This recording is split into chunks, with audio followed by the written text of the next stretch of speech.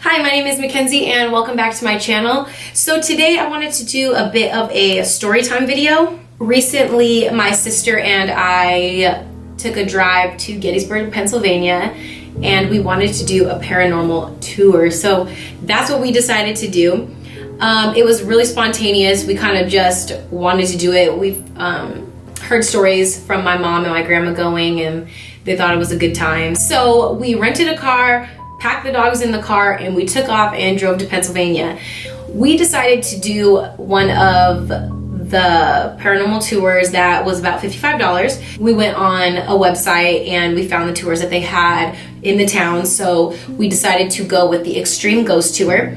This tour included getting paranormal equipment and going to 2 different locations, and also getting a DVD with the findings that everybody found compiled all into one DVD. I saved all my Snapchats on the memory thing. So what I wanted to do was kind of just go in order of what we did. So we got there the first day and we stayed in a Super 8 because we were trying to be really cheap. It was just a one-day trip, so I brought my Lysol because I didn't want to bring home bed bugs or anything like that. So we got into the town and we explored and we saw all sorts of buildings and all sorts of things. It was really cool. I don't know about you guys, but we like that old-timey feel. We like learning about the past. We like creepy things. I don't know why, we just do. I know people think I'm weird for that, but it was a good time. The day that we got there, we just decided to have lunch, and we ended up having burger and milkshake, and it was so good. And then we went into some of the gift shops and saw some stuff that was kind of weird. But then came the night of the tour. So that night we showed up and we gave them our tickets, obviously, and we got our stuff, and then we waited for us to be called. Okay guys, we have our little ghost rods. We have all of our paranormal equipment. We're ready to go.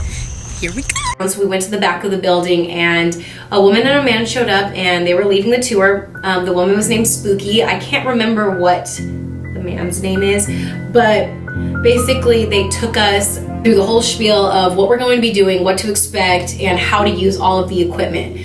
So your partner is basically who you come with. So I went with my sister, and there was probably 5 other couples, maybe 4 other couples that were there too. To get to the location, we all hop in our own cars and we follow the Hertz. They drove Hertz, and we followed them to the first location. The first location was like a tavern bar area where I guess a lot of soldiers, I think it may have used to be a bunker or like a hideout. I can't quite remember, but I do have a video clip of the guy explaining some of the stuff. And brought over 1,300 soldiers here. Roughly about 450 gentlemen lost their lives here on the property. Most likely that's probably where a lot of these guys were buried at that point in time. So go back there, it is active back in that area as well as here on the property. Activity-wise, there is activity pretty much everywhere here on the property. I know it sounds kind of funny, but one of the most active areas is actually the ladies' room, which is right up here behind you guys. That was the granary back then during the Battle of Gettysburg and during the farm. That's where they would actually keep their corn, their hay, and their winter wheat there. That's here as well as see a little boy in white t-shirt, bib overalls, and bare feet. He's usually seen up here playing with a cannon and case on above the men's and ladies' room. Roughly about the age of 7 or 8 years old. And they would always come over and say, don't let the little boy up there play with the candy, you can fall hurt. So that is an area where the gentleman who's in there is, I don't have to say touchy-feely. He likes to, tap you on your shoulder, he likes to touch your back, he likes to pull, tugging your legs. So we arrive at the place and we are really excited, and then he gives us the whole rundown on what to expect when we are here. So we are free to go explore now. So me and my sister, we heard that the basement gets a lot of action and it's really cold down there. So me and her decided to go down there with our equipment, and we have the video camera first. The video camera was passed around so everyone can record a little bit of what they're doing. So we had the video camera first and we went downstairs, and I decided to get out the I forgot what they're called, the little metal bars. You guys will see. So I I was recording and then my camera shut off.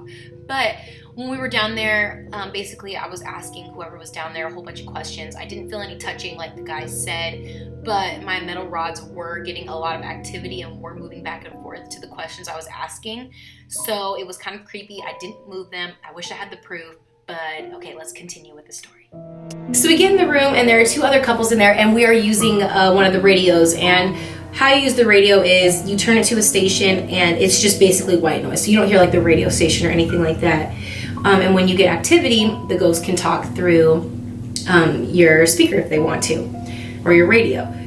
So someone was already in there using it, and they were asking questions, weren't getting much response from anything. So we started with like, I think they asked one question and we heard a little bit of muffling on the radio. And then, you know, we couldn't really hear it. So then I kind of asked in the background, kind of intruded, and I was like,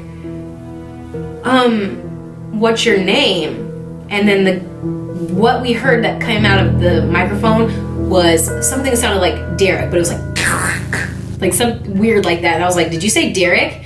And the guy behind me, one of the couples, was like, my name is Derek. And I was so tripped out because I didn't know anybody's name that was on the tour with us. And the fact that out of all the names in the entire world, the first name that I hear and the first name that comes to my head when I hear that muffle is Derek was just like jaw-dropping to me. After that, we were like asking so many questions and we got a little muffling, still couldn't really hear. So we were like, okay, let's just go outside. Me and Michaela alone. We didn't want to be around anyone. We felt like there was maybe too many people in the room and nobody wanted to communicate with us. So we went outside and we went to this grassy area. And Michaela, my sister, was like asking questions, like, were you a soldier? And like the prongs were kind of moving and we didn't know if that was wind or her. And then she was like, do you want us to leave? And all of a sudden the prongs just crossed. Like there was no mistaking. They just crossed and we were like, okay. So we grabbed all our stuff and we were like, another location. Do you want us to leave? Just cross them. Oh my gosh. Then we went to a location kind of across the street, and I was standing in the grass and I decided to have the prongs and my sister was filming me. I wish we had better footage, but it was kind of blurry and fuzzy. And I started asking questions, and for some reason the ghost kept moving all of my prongs to the right. And then I was like, okay, maybe this is me because they just keep falling to the right. So they're laying on my arm, and I was like, well, can you move the prongs to the left? And all of a sudden they just switch over to my left side.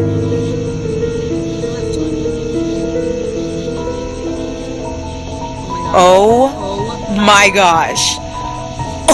It was insane. And the person who we were talking to, we were getting a lot of activity. They were just crisscrossing away. Oh. Put them back together, please. Oh my gosh. He's moving them back together. That is not Kenzie. If you're a soldier, can you cross them, please? If you were. Okay. He's not a soldier. Or she. I don't know. Oh my goodness. And mind you, there was no like wind or anything like that, and I was staying as still as I possibly can. And I kid you not, like I was kind of skeptical going into this, but once you're doing the experience, you feel like you can talk to these people. So after this, we only spent an hour there. It was time for the next location. So in the next location, we follow the Hertz to a murder house. There's a little story about the murder that took place here. It was a man and a woman, and the man killed his girlfriend. So I guess that night, the girlfriend and the man were at a bar, and a bar fight happened, and her boyfriend got into it with some man. So it got really heated, and I guess he wanted to go home and get his gun and come back. So the boyfriend left home and the girlfriend followed, and he had his gun and it was locked and loaded, ready to go. And the girlfriend tried to, I guess, keep him from going out of the house, and somehow something happened. They pushed and pulled the gun away from each other, and then a shot went off, and I guess he blew her head off. she was murdered, and he is actually still alive to this day. I can't remember. He lives on the East Coast somewhere, and obviously lives with the guilt of killing his girlfriend whom he loved. And she still haunts the house, but in a friendly way, I guess you could say. The paranormal people were telling us, or the ghost hunters were telling us, that she kind of stays to tell people that he is innocent. It was, I mean, he's not innocent, but she's not mad at him, I guess you would say. So I guess before this house was found to be a murder house, the people that led our group, the ghost hunters, they came into this house and they wanted to figure out what happened before they read about what happened. So I guess they figured out both of the names of the victims. They found out where she was shot. They found out that she was friendly. So it was just insane. And they actually showed us some footage of what happened in that house when they were investigating. A flashlight got thrown across the room, which I wish I recorded, because they had the video and everything, and it was clear as day, just flew across the screen, untouched footage. Another thing was, this guy was trying to fix one of their equipment things, and so he's standing there at the kitchen counter and he's fixing it. All of a sudden you see his gloves pull out of his pocket, they're floating, and then they just drop. It is insane. Like, they are floating for a good 1 to 2 seconds before they hit the floor. Like, I couldn't even explain it. It was insane. The sad thing was, when we were there, we went into all the rooms and we didn't get a lot of activity. And it kind of shows that where we were, because of all the deaths and soldiers that were buried on the ground there, we got a lot of activity. But because there was one person, I don't think that, and there was a lot of us in the house, I don't think that she wanted to come out and talk. We didn't get any activity, like, at all. So people might say, well, because it's fake, but I honestly think it's because, like I said, that there was a lot of people there and maybe it wasn't an environment she wanted to come out and talk in. But like I said, at the soldier place, there was a lot of activity and everybody was getting something, and nobody got anything at this murder house. So kind of had us believe in it. At the end, we got a certificate, and then they explained to us that we'll be getting the DVD in 8 weeks, and it has been about, I think, 2 or 3 weeks.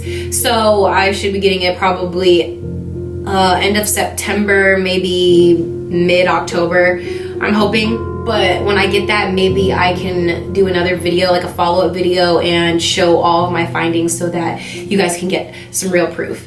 Anyways, thank you for listening to my little story time. If you like this story, please give it a thumbs up, and don't forget to comment and subscribe, and I'll see you in my next video.